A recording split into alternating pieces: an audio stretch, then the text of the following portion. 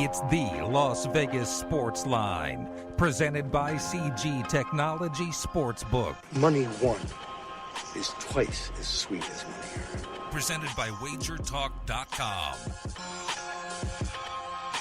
Okay, here we go. We are back from the holidays. Happy New Year, everybody. I'm Dave Cokin. Teddy Covers. Ted Savransky is here. All right, Hello. Platinum. Howdy. All right, Platinum's behind the counter. Console, as we call it in this industry. And we've got Patrick Everson on the phone with us. Patrick is getting ready to hit the road to take one of his. Patrick's got a lot of kids, and we'll find out exactly how many. I don't have a lot, man. Okay. Well, no, if you've got one, that's a lot. And Patrick, you're. Oh, and I'm Dave Cokin, by the way. Patrick, you're taking your son back to college. Is that correct? Well, it's his last day home, so we were just trying to spend some time together before he heads back down to Tempe. He's at Arizona State, so and then I got to run him off to the airport and so forth. So okay. just using a few more minutes with him until we see him next. So a quick question regarding Arizona State. Now, this is a school. I don't know if it's still the same, but back 25 or 30 years ago, I think I'm in the right time range on this. Playboy magazine did a big study, and this was an in-depth study. It's like 90s, the early 90s, best party school in the country, and Arizona State was numero uno, the best party school in the entire country. Is it still that way? I would imagine so, but my son's been he's kept it on the straight and narrow pretty much, and probably hasn't reveled as much as most do at Arizona State. Sure he has. He's been he's an excellent kid. Yeah, my parents thought I was in the straight and narrow back in that time. Little did they know. He's got me hoodwinked, I guess. Straight and narrow-ish. Yeah. How was you are a Michigan guy, right? Yes, I graduated from the University of Michigan in 92. Okay, so how was Michigan as far as party schooling goes?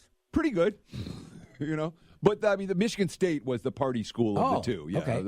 Michigan State is the chant that the Michigan kids when Michigan State was beating us was, "That's all right, that's okay. You're going to work for us someday." East Lansing was a bigger party town than Ann Arbor. It's like it was the same thing with Ohio State. Michigan, Ohio State. How do you get the Ohio State graduate off your lawn? Paying for the pizza, that sort of thing. Oh, boy. I think we've got some pretty good UNLV, UNR jokes, too. Sure, it's the same. I mean, it's the same concept, I don't know any of them because I didn't go to either school. All right, let's get into, speaking of reports on the colleges, let's do a little book report on the Bulls. Patrick, you've got great information on this. Let's first run through how the books fared in the New Year's Day Bulls, because they always get a lot of action. And Teddy and myself will comment on the games themselves. Iowa springs an upset. They were 7-point dogs. They won outright against Mississippi State, 27-22. How was that for the books?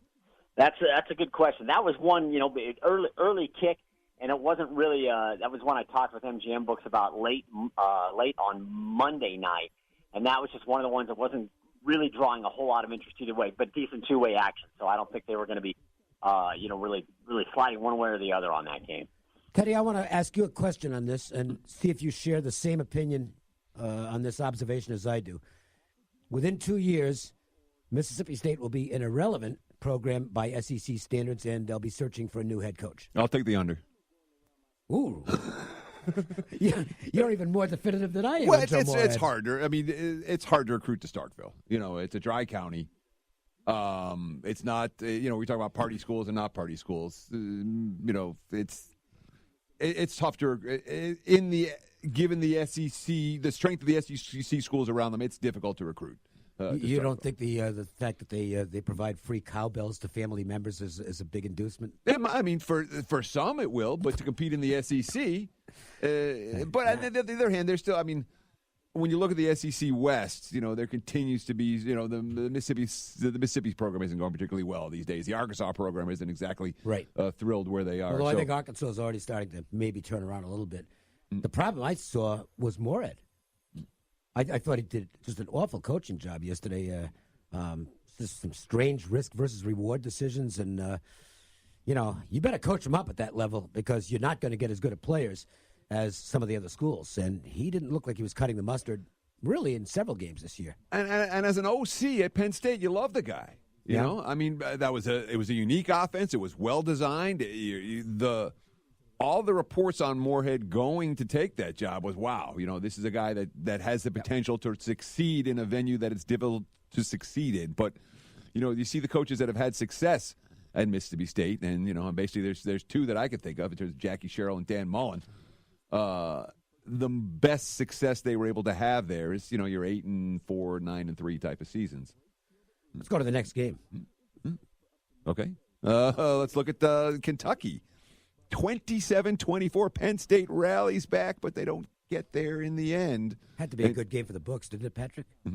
Yeah, I'm actually just looking, going back through some of my notes on these games, and in talking with this one on at MGM Books, it was one where they were seeing some sharp play, including a sharp better at a pretty decent sized bet on the money line. I'm sorry, I'm looking at pretty sizable sharp bet on money line. Who also, again, we'll get to a little bit later, had some pretty sharp money on Washington money line as well. That didn't work out, but the public was all over Penn State on the point spread, and they did say it was going to be a pretty good game for them, pretty big game for MGM Books. Some big money line plays on Kentucky, as I noted. And they were looking for, at least heading into the morning as you got to that game, for a Penn State win in a non-cover. So, speaking of Joe Moorhead, his former boss, James Franklin, heavily criticized for trying a field goal late and then never getting the ball back. I like the call. Okay, at the time, then they announced, he's got to go for it here. No. You're down by 6. There's 4.5 minutes left. You have a good defense that's supposed to be able to stop Benny Snell in that spot. The issue was not on the call. The issue was that the defense didn't get the stop. The call there is right. They had been getting stops in the second half. Yeah.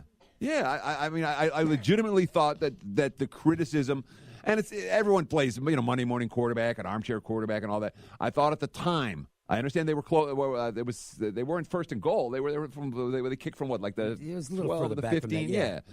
And I thought that when you're down 6 and you have enough time to get the ball back with ample time to get the ball back, I genuinely thought it was fine to kick the field goal there. I did not argue with that decision. But when they don't win, what happens? Mm-hmm. Oh, he should have kicked the field. Oh, my God, how can you do that? I mean, that's, just like every fake punt that doesn't work is idiotic, and every fake punt that works is brilliant. Now we get into the heavy volume games. This was this game, I from what I gathered, got a lot of money. LSU absolutely obliterates Central Florida. But they only win by 8. They just barely covered the spread. I mean, the game was completely lopsided. What was the betting like on this one? Yeah, this was a situation, again, all these games were ones I previewed late Monday night with MGM Books going into Tuesday, and obviously followed up on Tuesday as the day went along. And they got some pretty good action on LSU, and the ticket count and money was definitely favoring the Tigers.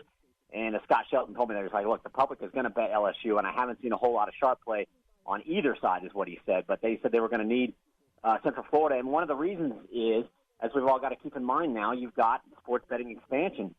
And one of the states that expanded to is Mississippi, right in the heart of SEC country, right next door to Louisiana. And Scott said, look, down there they bet LSU blindly at our Mississippi books.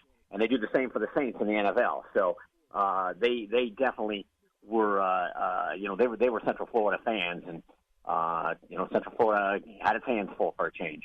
Well, Washington had their hands full yesterday for boy, an extended stretch of that ball game, and I think beat of the year. I think it was the worst beat of bowl season. Yep. I mean, there was another one that I can't think of a team that was so thoroughly dominated. I mean, Ohio State dominated that game, and then when all said and done, Ohio State 28, Washington 23. Not one. 2 late touchdown drives from the Huskies. Great result that has to be a great backdoor result for the books. It was a phenomenal result for the books. Nick Bogdanovich, William Hill, 7-figure swing on that touchdown. So they went from sizable 6-figure losers, he said, to sizable 6-figure winners on that game. And of course, with Twitterverse talking about that game in particular. Oh, middle. Everyone's talking middle. The books got middle. No, nobody. No. But I would say 99.9% of people that bet Ohio State lost. Yeah.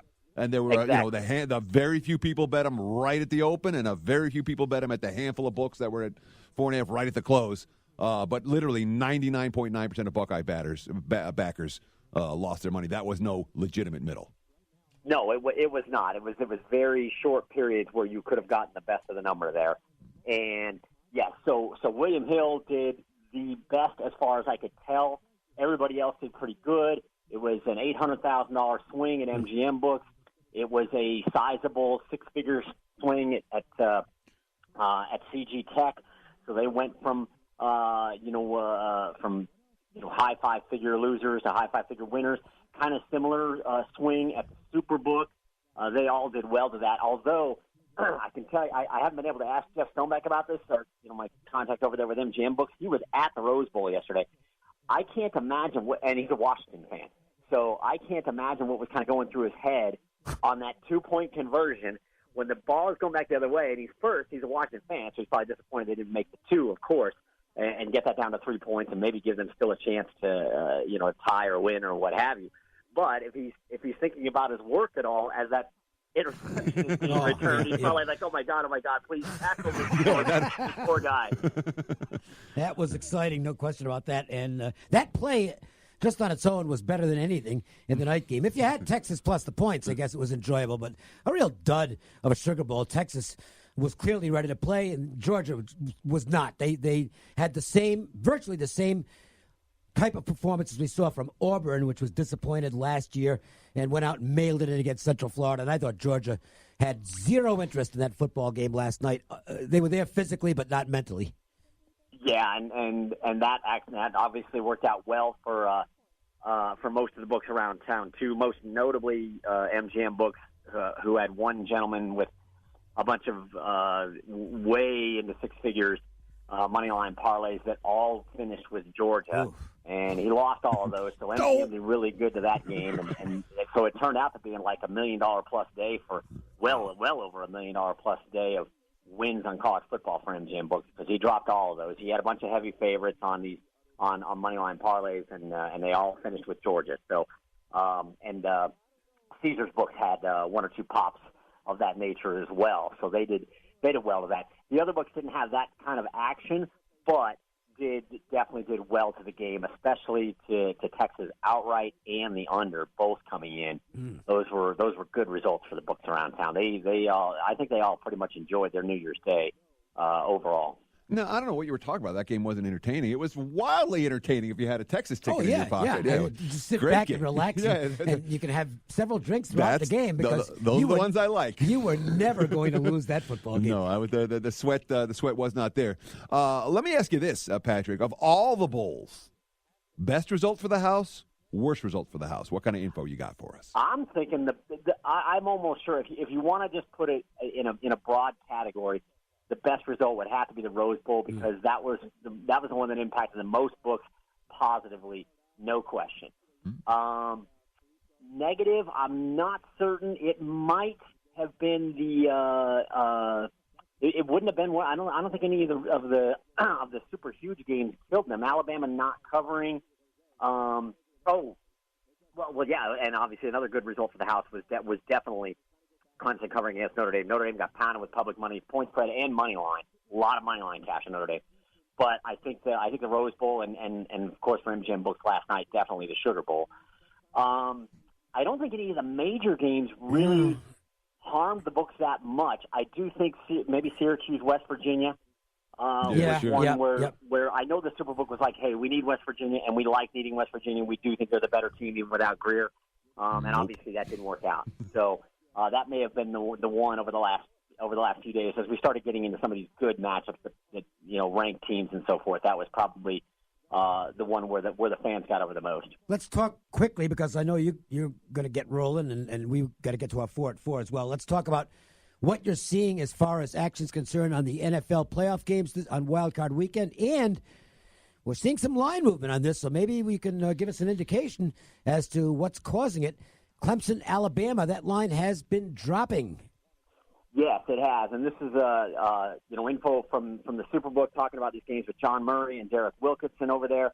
Just real quickly, like I said, I know you guys got a bolt, but Texans open -2.5 against the Colts, and Derek on Sunday night, he's like, hey, I think people are going to be betting the Colts. It's down to 1.5. Same over at MGM. Talked with him about that on Monday morning. Definitely sharp play on the Colts. Cowboys, Seahawks, definitely sharp play on the Seahawks and you know, at a couple of spots around town, they weren't surprised by that. They said, "Look, we're open at 2.5, but we think this is coming down," and it is.